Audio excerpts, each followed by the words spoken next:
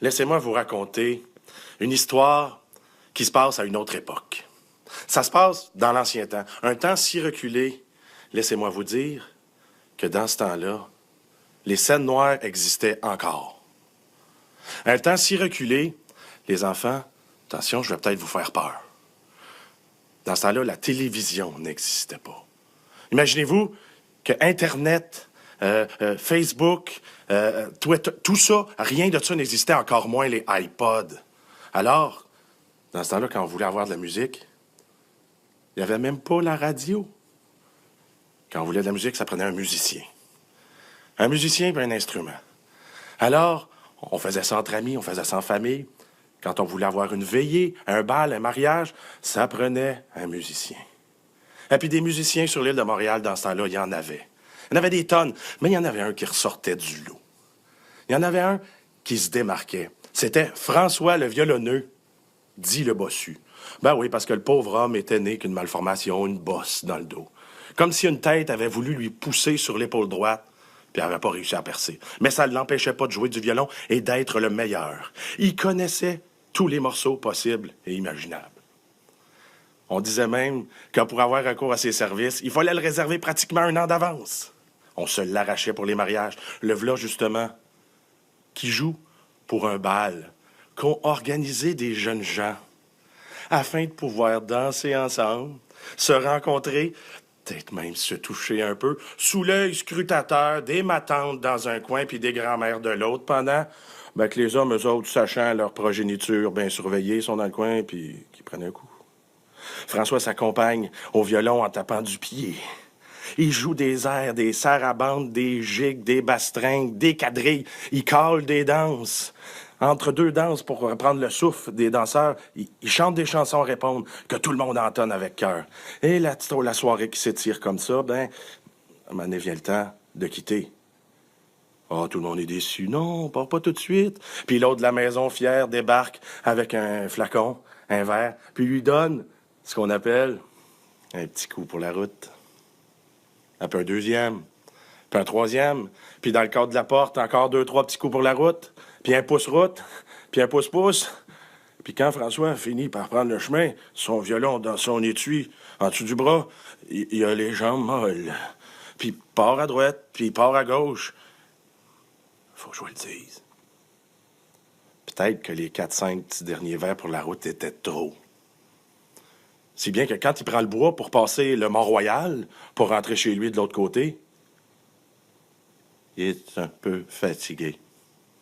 Il aperçoit au pied d'un arbre un beau petit tapis de mousse, qui a l'air encore plus confortable que sa paillasse à lui. Il décide de s'étendre, juste pour un petit 15. Il s'endort. Puis quand il se réveille, on est au cœur de la nuit. On est à l'heure où, sur le Mont-Royal, on peut faire de mauvaises rencontres. Il y a des choses qui se démodent pas, hein, vous savez. Il marche comme ça sur le chemin, un peu mieux rétabli. Il a cuvé son vin. Quand il aperçoit la clairière au loin par laquelle il passe toujours, mais qui, cette fois-ci, est occupée par un parti de lutins. Les lutins qui sont là en train de faire une danse en rond comme ça, puis quand ils arrivent au refrain, ils tombent sur leur petit derrière et ils se relèvent. Ils continuent de danser et de chanter. François aimerait mieux pas avoir affaire avec les lutins. Ah, vous pensez que c'est beau puis que c'est cute des lutins? Mais non, des lutins, ça peut être méchant et désagréable. Et vous menez la vie dure. Et il le sait. C'est pour ça qu'il se faufile, qu'il essaye de pas faire de bruit. Et c'est à ce moment-là, il marche sur une branche et puis il craque.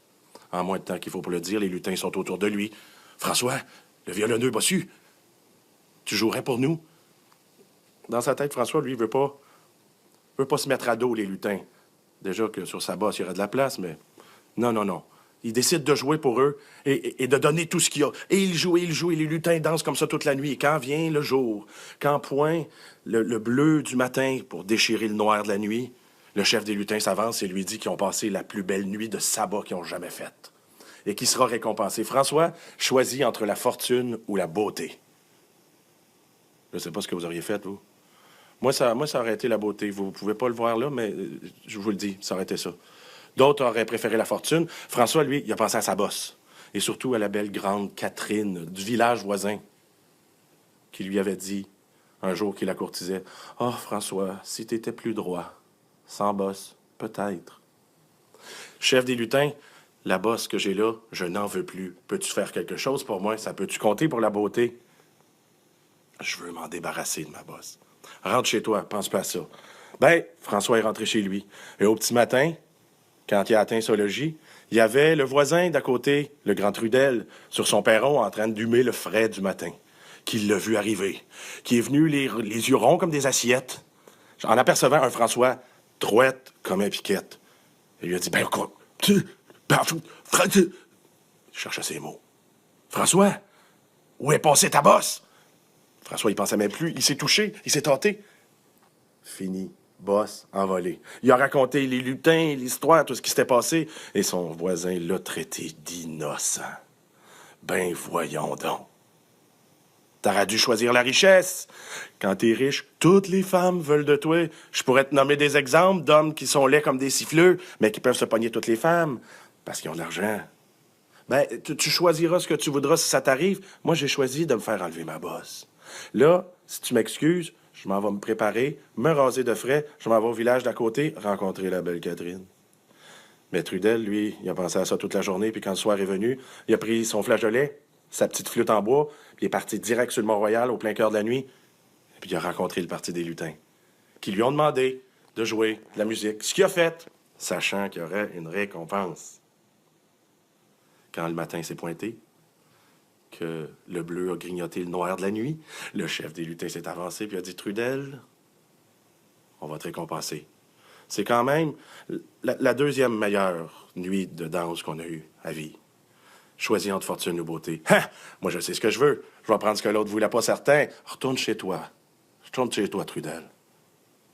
Puis quand il est rentré chez lui, il y avait François le violonneux qui l'a regardé, qui l'a scruté, puis qui a dit, ben voyons donc le voisin, ma bosse l'aimait-tu tant que ça pour te la faire poser?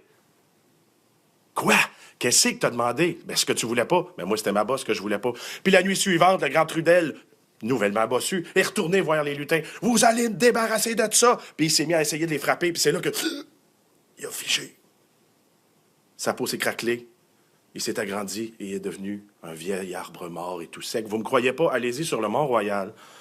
Un peu sur la gauche, en rentrant, l'autre bord du chemin Camillien-Wood, il y a là un vieil arbre mort qu'on n'a pas coupé. Et au bout d'une branche, pend encore la flûte du grand Trudel. Ce qui nous apprend, mes chers amis, que bien mal acquis ne profite jamais.